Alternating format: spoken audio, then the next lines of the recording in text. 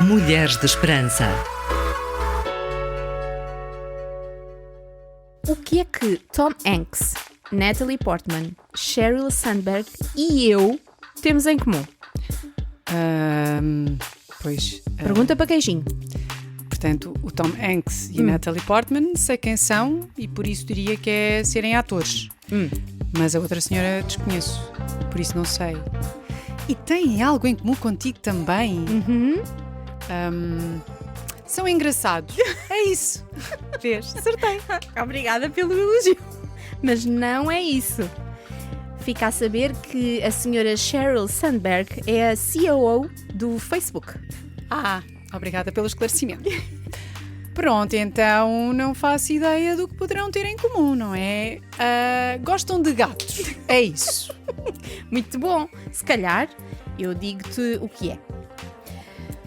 Por várias vezes sentimos-nos inadequados para realizar os desafios que temos pela frente, ficamos com receio de falhar e que percebam que afinal não temos talento nenhum. Uau! Não estava nada à espera. Como assim? Acham que não têm talento? Desculpa lá, isso parece inacreditável. Pois é, Inês. Bem-vinda, querida amiga e ouvinte. Hoje vamos explorar um pouco sobre a síndrome do impostor. Fica desse lado e não percas nadinha, certamente vai ser útil.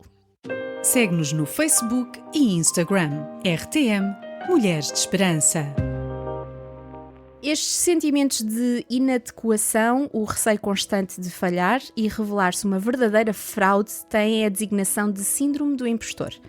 Todos nós, em alguma situação da vida, experienciamos estes pensamentos. Algumas pessoas vivem a vida inteira aprisionadas a um padrão de pensamento negativo. Só pelo que já disseste, tenho que admitir que também tenho alturas em que luto contra pensamentos do género. Nessas alturas fico realmente mais ansiosa, receosa e até hipercontroladora. E não é nada bom. Esta síndrome não é uma doença mental descrita no DSM, Manual Diagnóstico e Estatístico de Transtornos Mentais, como a doença bipolar, por exemplo. Ela é um padrão de pensamentos e comportamentos que podem afetar as pessoas, normalmente bem-sucedidas. Os seus pensamentos levam-nas a desqualificar as suas capacidades e a descredibilizar as suas conquistas.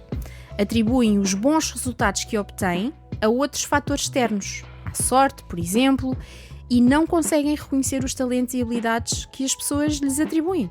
Então sentem-se sob constante ameaça de virem a ser expostas, passar uma grande vergonha e perder tudo.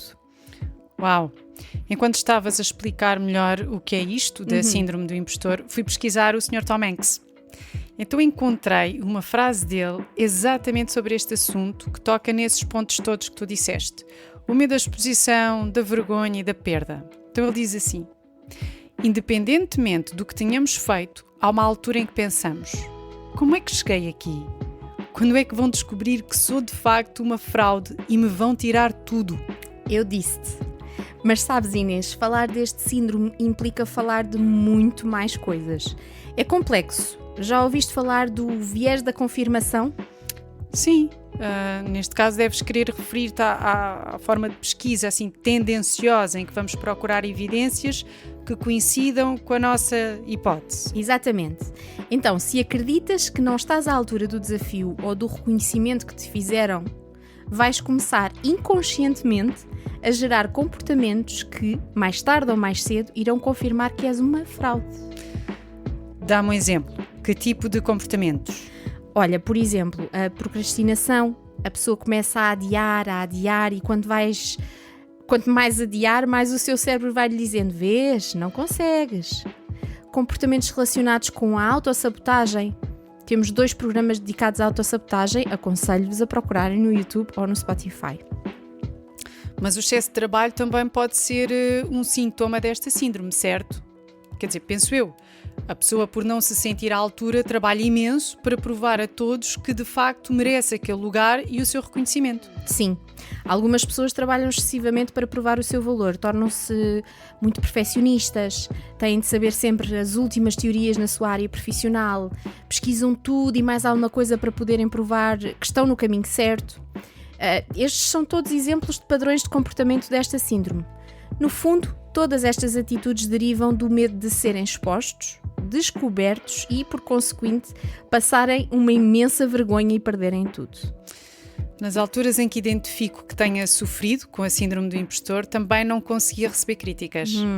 Sim. Ok. Só de saber que algum superior queria falar comigo, tremia de cima a baixo. Pensava logo, já foste. É verdade. Mas também tinha muita dificuldade em aceitar críticas de quem estava sob a minha supervisão. Ok. Entendia logo como se estivessem a colocar em causa o meu lugar e a sua legitimidade, estás a ver? Olha, diz-me uma coisa, Sónia. De onde virão todos estes receios e inseguranças? Excelente pergunta. Segundo o Dr. Rick Hanson, doutorado em Psicologia, numa entrevista que ouvi dele, há duas grandes causas: a comparação e a definição de sucesso. Ambas tendem a colocar a nossa atenção naquilo que é exterior a nós. O que o outro alcançou, a maneira de fazer do outro que é brilhante, a alcançar o título X, o prémio tal. Este pode ser o nosso maior tiro no pé. Concordo. Somos diferentes, temos características diferentes, logo há grandes possibilidades de aquilo que garantiu o alto desempenho de uma pessoa até venha a prejudicar se não tiver que ver com quem realmente tu és, com quem realmente eu sou, não é? O Dr. Rick, na mesma entrevista, defendeu que o antídoto para combater esta síndrome do impostor é a autenticidade. Pois, lá está. Olha, já tomei nota dessa. Já falámos tanto nos nossos programas sobre a importância de sabermos quem somos. Sem dúvida, Inês.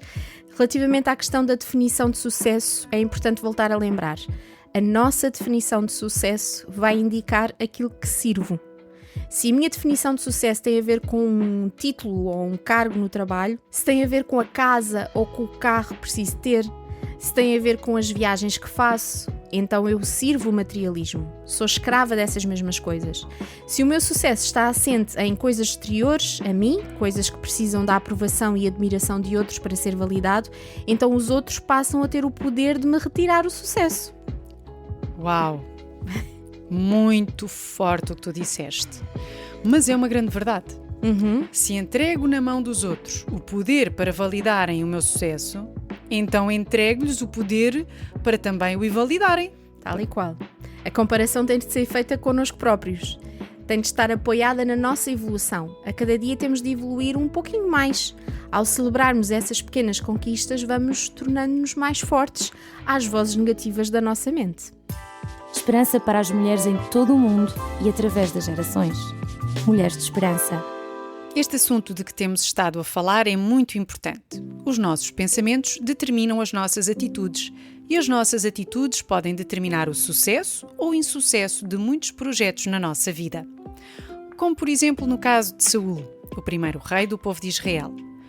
Um rei escolhido pelo próprio Deus, mas que não conseguia ver-se em tão alta posição.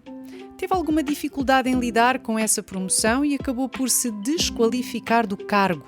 Deitou tudo a perder e teve de ser substituído. Podemos ler sobre a sua história na Bíblia, no primeiro livro de Samuel, a partir do capítulo 9.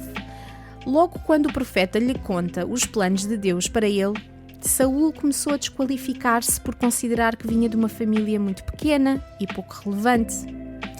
Quando o profeta marcou um jantar para oficializar a atribuição do título de rei, Saul escondeu-se. Depois, ao longo do tempo, com a pressão externa das expectativas dos outros, sempre muito focado na forma como os outros o viam, acabou por ceder à ansiedade e fazer tudo ao contrário do que Deus lhe mandava. Ele era um people pleaser, inseguro que se tornou ansioso, ciumento e agressivo. Autossabotou o seu destino. Comprovou a sua teoria de que não estava à altura do desafio. Mas se já houvesse o nosso programa na altura, tinha ouvido este episódio, tinha refletido, exercitava, fechar os ouvidos à pressão externa, mantinha-se autêntico, tinha aceitado a ajuda do profeta e teria mantido a sua coroa. Pois é. Mas olha, também Moisés passou por alguns momentos de síndrome do impostor. Assim que Deus o convocou a resgatar o povo da escravidão do Egito, ele apontou vários motivos que o impediam de cumprir essa tarefa, sendo um deles a gaguez. Com paciência, Deus foi-lhe mostrando que não tinha a ver com as suas capacidades, porque Deus estaria com ele a controlar os resultados, mas sim com a sua disposição em obedecer e cumprir a missão à risca. Mesmo assim, Moisés duvidou da sua capacidade de liderança quando as pessoas se revoltaram contra ele. Ainda que, mais à frente, Moisés tenha tomado a decisão errada que lhe custou não ser ele a alcançar a promessa de Deus, mas sim o seu sucessor. O importante é que há mais conquistas na história de Moisés do que na de Saul. Porquê? Olha, boa pergunta. Eu creio que tem que ver com a forma como lidaram com os padrões de pensamentos negativos desta síndrome.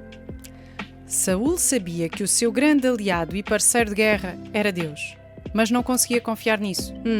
Estava demasiado voltado para o exterior, para o que os outros pensavam dele e como o viam. Precisava de constante aprovação e validação externas.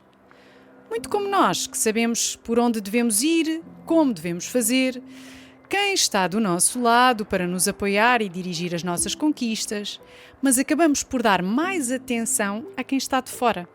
Acabamos por acreditar mais nas opiniões alheias. Depois vivemos uma extrema pressão. Temos sempre muito para provar e, consequentemente, muito a perder. Moisés, apesar de se debater muitas vezes com a síndrome do impostor, recolhia-se e alinhava a sua visão com a missão que Deus lhe deu. Aquietava o seu espírito e o seu coração. Querida amiga e ouvinte, onde tu estás hoje, o que alcançaste, todo o fruto do teu trabalho tem muito mérito. Mas não te esqueças que conseguiste as tuas vitórias pela misericórdia de Deus. Toda a boa dádiva vem de Deus, assim como está escrito no nosso livro favorito. E quanto ao homem, a quem Deus deu riquezas e fazenda, e lhe deu o poder para delas comer e tomar a sua porção e gozar do seu trabalho, isto é dom de Deus. No nosso caso, não vivemos do trabalho da terra, mas o princípio é o mesmo, não se altera. A capacidade de trabalhar e de ir tocando a vida para a frente, ver os recursos financeiros evoluir e usufruir disso é dom de Deus. Ainda que não acredites, isso não invalida a sua ação sobre a tua vida. O facto de não acreditares não anula a sua misericórdia que te permite ter força para enfrentar um dia de cada vez. Agora, se reconheceres a mão de Deus na tua vida como aquele que a cada dia te faz acordar e ter fôlego nos pulmões e força para mais um dia, se começares a ver que não é o acaso, mas a misericórdia e o amor de Deus sobre a tua vida, que te ama mesmo sem que o tenhas amado, vais começar a ser menos vulnerável à pressão exterior. Apoia-te nele, em Jesus, em tudo o que empreenderes, e ele te mostrará como deves agir. Encontra esperança hoje. Este programa foi produzido com donativos de pessoas que voluntariamente contribuem para este projeto. Ajuda-nos a levarmos esperança a todas as mulheres. Contacta-nos pelo e-mail mulheres@radiotransmundial.org.